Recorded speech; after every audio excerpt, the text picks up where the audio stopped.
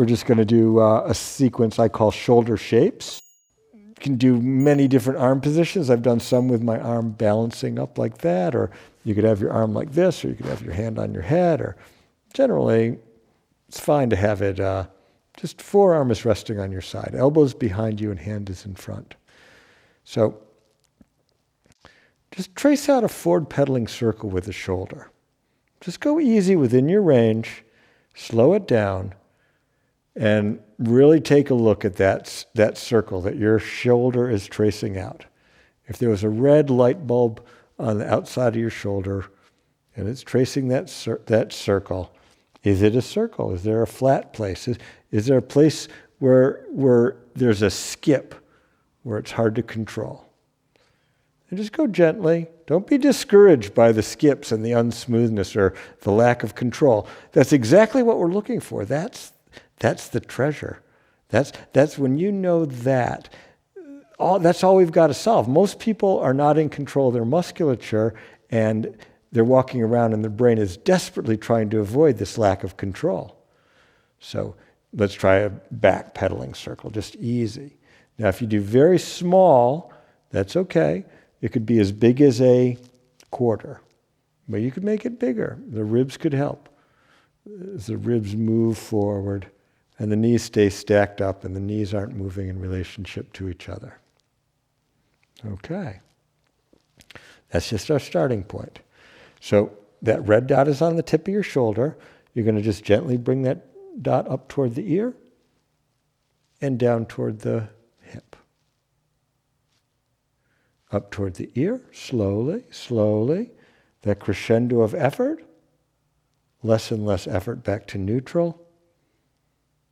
All the way down. Shoulder pushes to hip. Less and less effort back to neutral. Okay, just back to rest. Shoulder forward and shoulder back. Well, is it really going back? Is it veering off course? It's just east. Before we did north and south, up to the ear is north and down to the hip is south, and here we are east and west, front and back.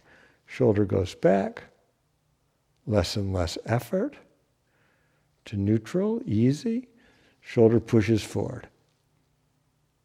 Just the torso twists a little bit as the sort of the light that's shining out of the front of your chest shines a little bit down to the floor to bring that shoulder forward.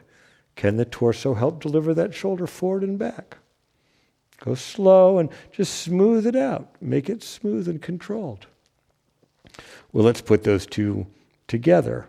So let's trace out a square. We're going to bring the shoulder up toward the ear. Shoulder goes forward. While the shoulder's forward, shoulder goes down, south. While the shoulder's down and south, shoulder goes back. While the shoulder's back, shoulder comes back up. Now slow that down and really look carefully. Which side of the square is the one with the least control?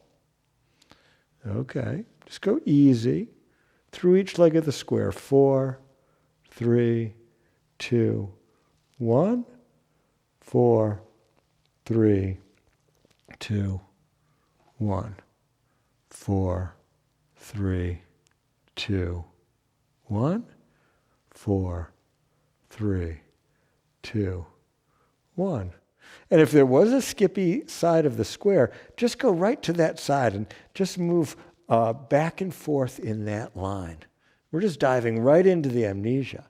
Can we find, can you give your brain an experience, a loving experience, a gentle experience, a winnable lesson to say, okay, we're just going to be right here where it's a little bit awkward, it's a little bit clumsy. Could you just go so gently that it could say, I can do that. Okay. Let the shoulder rest. Okay. How about the diagonals? Shoulder comes up toward the nose.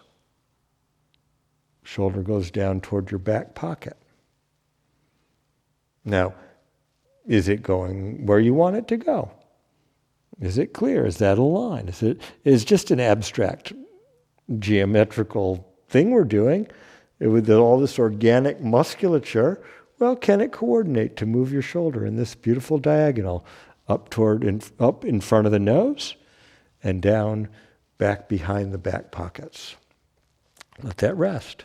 And now how about shoulder back up behind your head? And then shoulder ribs help deliver the shoulder, and shoulder blade moves a little bit to bring shoulder toward knees. From knees, now going all the way back behind the head. And do you know where your shoulder is? How are the ribs delivering it? How is the shoulder blade delivering it? Slow it down, smooth it out as you come back to neutral, coming all the way back up. All right, and let that rest. Well, those are the diagonals. Let's do another shape with diagonals. We'll do a diamond shape. So shoulder comes up toward the ear. Shoulder goes forward. Shoulder goes down toward the hip. And shoulder goes back behind you. Okay, so here we're doing the diagonals, but more on the outside of the range. What side of the diamond needs more learning? Is the diamond fitting into your range? Go gently. Shoulder comes up. Shoulder goes forward. Shoulder goes down. Shoulder goes back. Maybe try the other direction. Shoulder goes down. Shoulder goes forward. Shoulder goes up.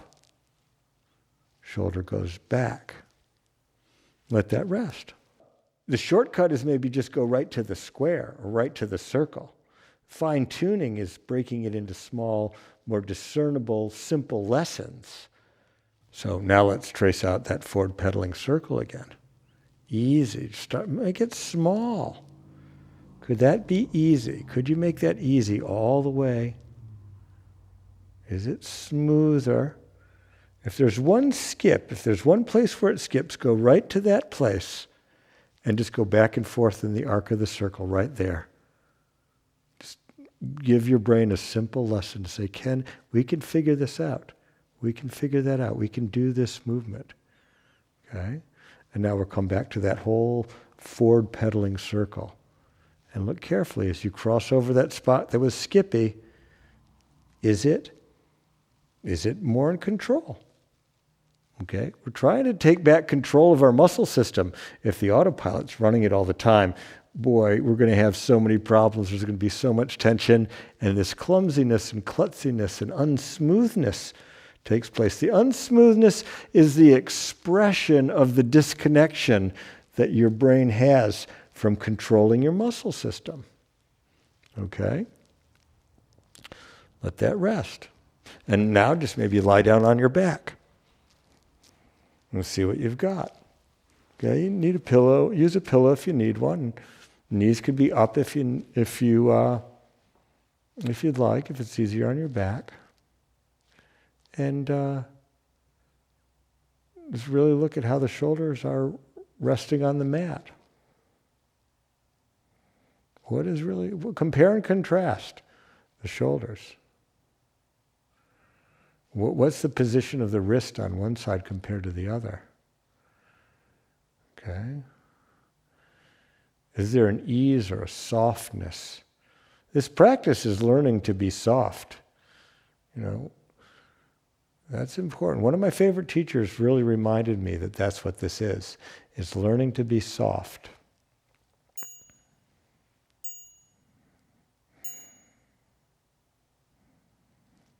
All right. Shoulder shapes.